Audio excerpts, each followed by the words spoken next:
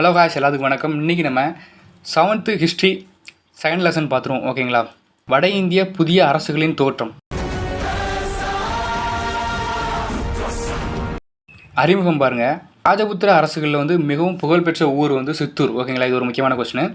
அந்த சித்தூரின் ராணா, அதாவது அரசர், மாவளத்தை வெற்றி கொண்டதன் நினைவாக ஜெய ஸ்தம்பா அப்படின்னு சொல்லிட்டு ஒரு வெற்றி தூணை சித்தூரில் நிறுவுகிறார். சித்தூரில் என்ன வெற்றி தூண் இருக்குன்னு கேள்வி கேட்கலாம். ஜெய ஸ்தம்பா. ஓகேங்களா? அடுத்தது பாருங்கள். இப்போ முஸ்லீமோட ஆட்சி இந்தியாவில் எப்படி ஸ்டார்ட் ஆச்சு அப்படின்னு சொல்லியிருக்காங்க. அதாவது கிபி 712 சிந்து பகுதியை அரபியர் கைப்பற்றியிருந்திருக்காங்க. ஆனால் அப்போவே ஸ்டார்ட் ஆகிருக்கணும் முஸ்லீம் ஆட்சி. ஆனால் ஸ்டார்ட் ஆகலை. காரணம் என்னென்னா, கண்ணோஜியை ஆண்ட அரசர் யசோவர்மனின் எதிர்ப்பின் காரணமாக இஸ்லாமிய ஆட்சி இந்தியாவில் ஸ்டார்ட் ஆகலை. 1200 தான் இஸ்லாமிய ஆட்சி தொடங்குது. ஓகேங்களா? அடுத்து பாருங்கள். ராஜபுத்திரர்களின் தோற்றம். ராஜபுத் அப்படின்னா ராஜபுத்திர அப்படின்னு ஒரு சமஸ்கிருத சொல்லிலிருந்து பெறப்பட்டிருக்கு. இதன் பொருள் என்னென்னா, அரச வம்ச ரதத்தின் வாரிசு அல்லது வழித்தோன்றல் அப்படிங்கிறதான் பொருள். ஓகேங்களா? அடுத்து பாருங்கள். ராஜபுத்திரர்கள் மிக முக்கியமான 3 குலங்கள் இருக்கிறது. சூரிய வம்சி, சந்திர வம்சி, அக்னி குலம். ஓகேங்களா? அக்னினா நெருப்பில் இருந்து வந்தது, சூரியனா சூரியன், சந்திரனா சந்திரன்.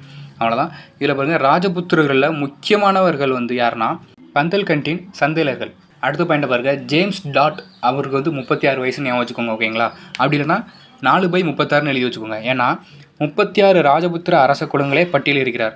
அதில் 4 குலங்கள் சிறப்பு தகுதி பெற்றது. இந்த 4மே அக்னிக்கு, இந்த லாஸ்ட் பாயிண்ட் பாருங்கள், அக்னி குல தோற்றங்களிலிருந்து வந்திருக்கு. ஓகேங்களா? அந்த 4 என்னென்னு பாருங்கள். பிரதிகாரர்கள், சவுகான்கள், அப்புறம் சோழங்கிகள் என்று அழைக்கப்பட்ட சாளுக்கியர்கள். ஓகேங்களா? இவங்க யாருன்னா தக்கான சாளுக்கியரிடமிருந்து வேறுபட்டவர்கள். அடுத்த பாயிண்ட்டை பாருங்கள். பாவாரை சேர்ந்த பரமாரர்கள். இந்த 4 பேர் தான். இந்த 4ம் அக்னி குலத்திலிருந்து வந்திருக்காங்க. பிரதிகாரர்கள் ஆட்சி புரிந்த இடம் கூர்ஜராட்டிரா. ஓகேங்களா? இந்த இடம் ஜோத்பூரில் இருக்குது. முக்கியமான பாயிண்ட்டு பாருங்கள். ஹரிச்சந்திரா என்பவர் கூர்ஜர அரச வம்சத்தின் அடிக்கலை நாட்டினார். இது ஒரு பாயிண்ட்டு. பிரதிகார அரசர்களுள் முதலாம் மற்றும் முக்கியமான அரசர் யாருன்னா முதலாம் நாகப்பட்டர். இது ரொம்ப ரொம்ப முக்கியமான பாயிண்ட்டு. குவாலியர் வரை விரிவுபடுத்தினார். அரபியர் மேற்கொண்ட படையெடுப்பை முறியடித்தார். அதுக்கப்புறம் பாருங்கள். கண்ணோஜியை கைப்பற்ற அவர் மேற்கொண்ட முயற்சி வங்காள பகுதியின் பாலவம்ச அரசரான தர்மபாலருடன் பகை ஏற்பட வழிவகுத்தது. ஓகேங்களா? இந்த பாக்ஸை பாருங்கள். மாவளத்தின் கூர்ஜர பிரதிகாரர்கள், தக்காணத்தை சேர்ந்த ராஷ்டிகூடர்கள், வங்காளத்து பாலர்கள், இந்த மூவரும் வளம் நிறைந்த கண்ணோஜியின் மீது அவர்களின் மேலாதிக்கத்தை நிறுவ முயன்றனர்.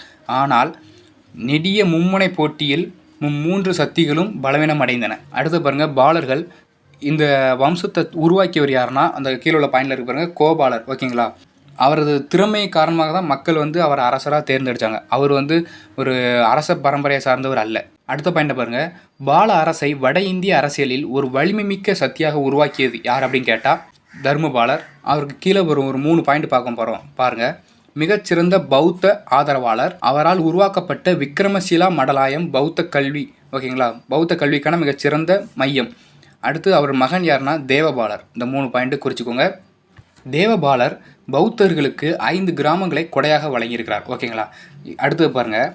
தர்மபாலர், தேவபாலர் ஆகியோரின் ஆட்சி காலங்கள் வங்காள வரலாற்றின் சிறப்பு மிக்க ஒளிரும் அத்தியாயங்கள் அப்படின்னு சொன்னவர் யாருன்னா ஆர்சி மஜிம்தார். யார் அரியணை ஏறினதுக்கப்புறம் பால வம்சம் முன்னப்போல் இல்லாத பெயரையும் புகழையும் பெற்றது? இந்த கேள்விக்கு ஆன்சர் என்னதுன்னா பாருங்கள், முதலாம் மகிபாலர். ஓகேங்களா? அடுத்து பாருங்கள். இப்போ முதலாம் மகிபாலர் பற்றி பார்க்க போகிறோம்.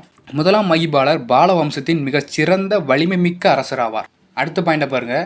பால வம்சத்தின் பண்டைய புகழையும் பெயரையும் மகிபாலர் மீட்டெடுத்தார். இது எல்லாமே ஒரே தான். இவர் தான் ஒரு பெரிய புகழை கொடுத்துருக்காரு. ஆனால் நம்ம புக்கில் இருக்கிற இந்த லைனை ரொம்ப முக்கியமானது, படித்து வச்சுக்கணும். அந்த லைனை கொடுத்து கேட்டாங்கன்னா நம்ம இதுக்கு முன்னாடி சிறப்பு மிக்கவர் தானே படித்தோம், ஆனால் பண்டைய புகழை யார் மீட்டெடுத்தா அப்படின்னு நம்ம யோசிச்சிடக்கூடாது. யோசிக்காமல் பதில் அடிக்கிறதுக்கு இதே மாதிரி கொடுத்துருக்கிற எல்லா லைனையும் படித்து தெளிவாக படித்து ஞாபகம் வச்சுக்கணும். ஓகேங்களா? அடுத்த பாயிண்ட் பார்க்கலாம். பாருங்கள். மகிபாலர் இறப்பை தொடர்ந்து பால வம்சம் வீழ்ச்சி விட்டுறது. எந்த வம்சம் அடுத்து வந்திருக்குன்னா சேனா. ஓகேங்களா? பால வம்சம் போய் அடுத்தது சேனா வம்சம் வந்திருக்கு. அடுத்த குலங்கள் பற்றி பார்ப்போம் பாருங்கள். சவுகான். இந்த வம்சத்தை தோற்றுவித்தவர் யாருன்னா சிம்மராஜ். ஓகேங்களா? ஆஜ்மீர் நகரை தோற்றுவித்தவர். அடுத்தது பாருங்கள். சவுகான் வம்சாவளியின் கடைசி அரசர் யாருன்னா பிருத்திவிராஜ் சவுகான். ஓகேங்களா? இவர் தான் இந்த அரசர்கள் தலை சிறந்தவராக கருதப்படுகிறார். இவர் 1191, அதாவது 1191 ஞாபகம் வச்சுக்கோங்க. முதல் தரையன் போர், முக்கியமான போர், முதல் தரையன் போர். முகமது கோரியை வந்து தோற்கடிச்சிருக்காரு. யாருன்னா பிருத்திவிராஜ் சவுகானுக்கும் முகமது கோரிக்கும் போர் நடந்ததில் முகமது கோரி வந்து தோற்றுருக்காரு. ஆனால் இது ரொம்ப நாள் நீடிக்கல. 1192, அதாவது அடுத்த வருஷமே நடைபெற்ற 2ஆம் தரையன் போரில் இவர் வந்து கொல்லப்படுறார். யார்? பிருத்திவிராஜ். அப்போ முகமது கோரி வராரு உள்ள. அதுக்கப்புறம் நடந்த கதையெல்லாம் இன்னும் நம்ம அடுத்தடுத்த லெசனில் பார்ப்போம். அடுத்து பாருங்கள், கலை மற்றும் கட்டடக்கலை. ஓகேங்களா, இவங்க வந்து ஓவியங்களில் சிறப்பாக இருந்திருக்காங்க. அதாவது அவங்களோட ஓவியங்களின் பாணி வந்து என்னென்னா ராஜஸ்தானி பாணி. ஓகேங்களா, இது எங்கெல்லாம் இருக்குன்னு பாருங்கள். பிக்கனேர், ஜோத்பூர், இந்த ரெண்டுமே ராஜஸ்தானில் இருக்கிற ஊர். அடுத்தது மேவார், உதயபூர். அடுத்து பாருங்கள் ஜெய்சால்மர், ராஜஸ்தான். நம்ம இதுக்கு முன்னாடி பார்த்தோம்ல ஜெய்சால்மர், குறைந்த மழைப்பொழிவு பெறும் இடம். பூரி, ஹரியானா. பூரி ஹரி அப்படின்னு வச்சுக்கோங்க. இந்த இடங்களெல்லாம் இந்த ஓவியங்கள் காணப்படுகிறது. அடுத்து பாருங்கள் கட்டிடக்கலை. இதுக்கு எடுத்துக்காட்டு என்னென்னா குவாலியரில் இருக்கிற மான்சிங் அரண்மனை. ஓகேங்களா, அப்புறம் ஆம்பூர்னால் ஜெய்ப்பூர் அப்படின்னு சொல்கிறாங்க. இப்போது ஆம்பூர் கோட்டை. உதய்பூரில் உள்ள ஒரு ஏரி நடுவில் வந்து ஒரு அரண்மனை இருக்கும். அந்த அரண்மனை கீழே ஃபோட்டோ இருக்கும் பாருங்கள். இந்த ஃபஸ்ட்டு இருக்கிறது வந்து உதயபூர் அரண்மனை, ரெண்டாவது ஆம்பூர் கோட்டை, அடுத்து குவாலியர் அரண்மனை. இந்த 3மே ராஜபுத்திரர்கள் அவங்களோட கட்டடக்கலை. அடுத்து இவங்க கட்டின கோயிலை பாருங்கள். கோனார்கில் அப்படிங்கிற ஒரு ஊரில் வந்து சூரியனார் கோவில் அப்படின்னு ஒன்று கட்டியிருக்காங்க. அபு குஞ்சின் மீது கட்டப்பட்டுள்ள தில்வாரா சமண கோவில். ஓகேங்களா, தில்வாரா வந்து ஒரு சமண கோவில். மத்திய பிரதேசத்தில் வந்து காந்தாரியா கோவில். ஓகேங்களா, இதெல்லாம் ராஜபுத்திரர்களின் கோவில் கட்டிடக்கலைக்கு எடுத்துக்காட்டு. பந்தேல்கண்டில் உள்ள கஜிராகோ வளாகத்தில் மொத்தம் 30 கோவில் இருக்குது. ஓகேங்களா, இந்த கீழே இருக்கா ஃபோட்டோ இதுதான். அடுத்து பாருங்கள், ஓசியான் என்னும் இடத்தில் 16 இந்து மற்றும் சமண கோவில்கள் உள்ளன. அப்புறம் அபு குஞ்சின் மேலே வந்து ஒரு சமண கோயில் இருக்குன்னு சொன்னோம்ல, அது வந்து வெண்மை நிற சலவை கற்களால் கட்டப்பட்ட கூடம் ஒரு மேலே இருக்குது.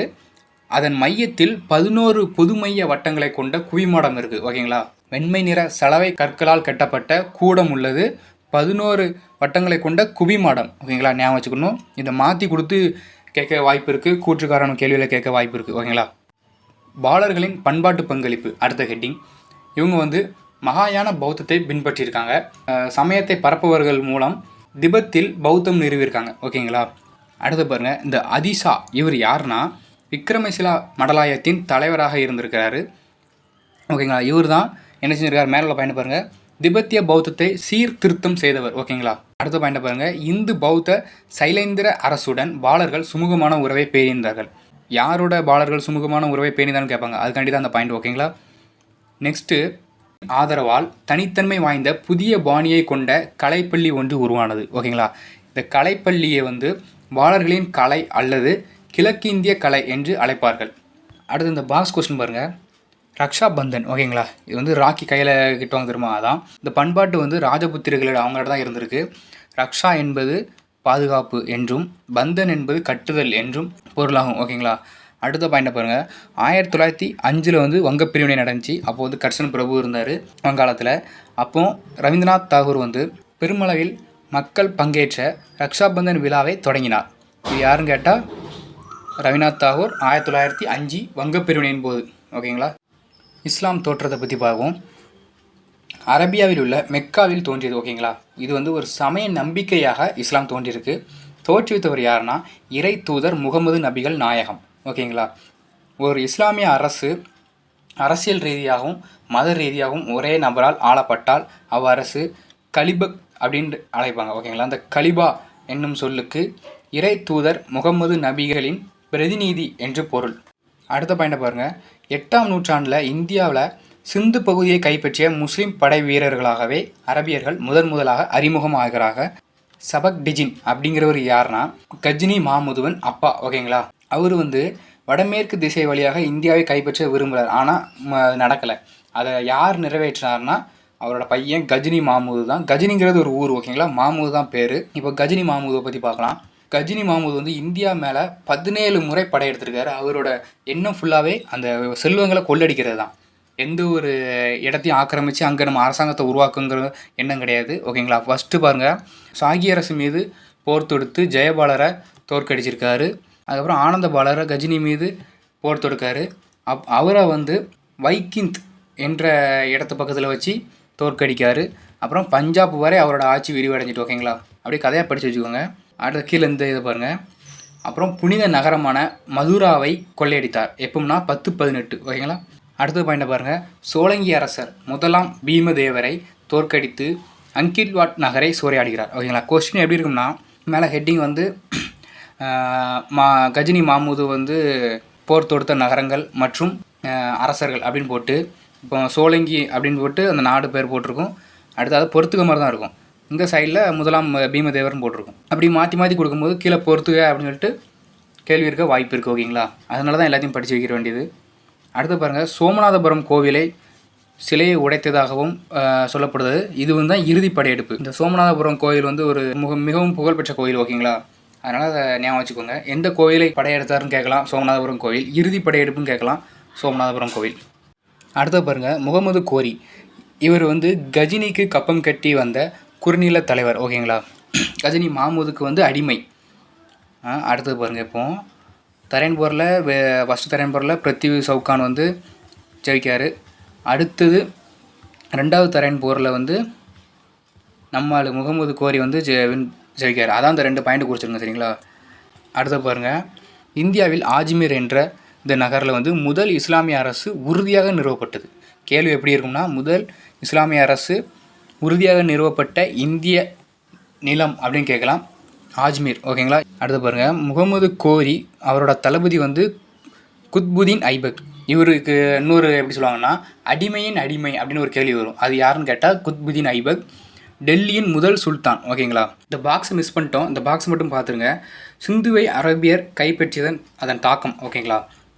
712 உமைது அரசின் படைத்தளபதியான முகமது பின் காசிம் இவர் வந்து சிந்து மீது படையெடுத்தார். அப்போது சிந்துவின் அரசர் யாருன்னா தாஹிர். ஓகேங்களா. அவர் கொல்லப்பட்டு சிந்துவின் தலைநகர் அரோர் கைப்பற்றப்பட்டது. அவ்வளோதான் கதை. அதுக்கப்புறம் அந்த சிந்து பகுதி மக்கள் எல்லாம் பாதுகாக்கப்பட்ட மக்கள் அப்படின்னு சொல்லிட்டு ஒரு தகுதி வழங்கி அவங்களுக்கு எல்லாமே செஞ்சு கொடுத்தாரு அந்த அரசர். அடுத்தது அரபிய அறிஞர்கள் வந்து 0லிருந்து 9 வரையிலான எண்களை இந்தியாவிலிருந்தே கற்றுக்கொண்டனர். ஓகேங்களா. இது ரொம்ப ரொம்ப முக்கியமான பாயிண்ட்டு. அதுவரை மேலை நாட்டினர் பூஜ்ஜியத்தின் பயன்பாட்டை அறிந்திருக்கவில்லை. ஐரோப்பியர்கள் கணிதம் தொடர்பான அறிவை அரேபியர் வாயிலாக பெற்றனர். ஓகேங்களா. அடுத்த பாயிண்ட் பாருங்கள். மேலை நாட்டவரும் அரபியர்களும் சதுரங்க விளையாட்டை இந்தியர்களிடமிருந்தே கற்றுக்கொண்டதாக நம்பப்படுகிறது. இதுவும் முக்கியம்தான். அவ்வளோதான் இந்த லெசன் முடிஞ்சது. அடுத்தது டெல்லி சுல்தான், மராத்தியர், முகலாயர்னு சொல்லிட்டு வரிசையாக பார்த்துட்டே போயிடுவோம். இதற்கான PDF வந்து நம்ம டெலிகிராம் சேனலில் இருக்குது. போய் பார்த்து எடுத்துக்கோங்க. Thank you to all.